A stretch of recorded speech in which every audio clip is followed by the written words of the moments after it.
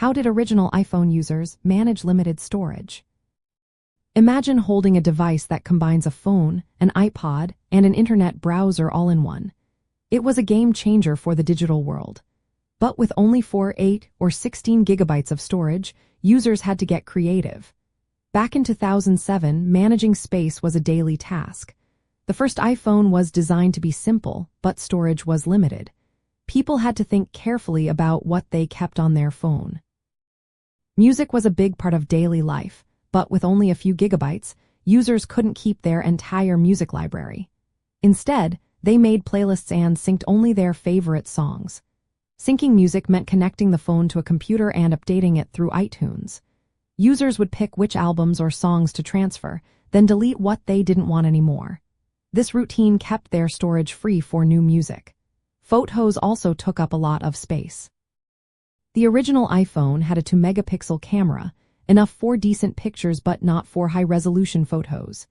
Users had to regularly connect their phones to their computers to back up and delete photos.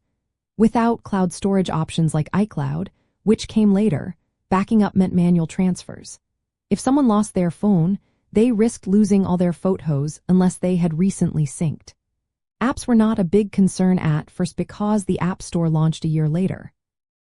The built-in apps like Mail, Safari, and Maps didn't take up much space. But web browsing could fill up storage with cache and cookies, especially if users visited many sites. To keep their phones running smoothly, early users often deleted unused apps, cleared browser history, and managed email attachments. Some even kept notes or spreadsheets to track what was stored. These habits might seem old-fashioned now, but they were normal then. The limited storage made users more intentional about what they kept.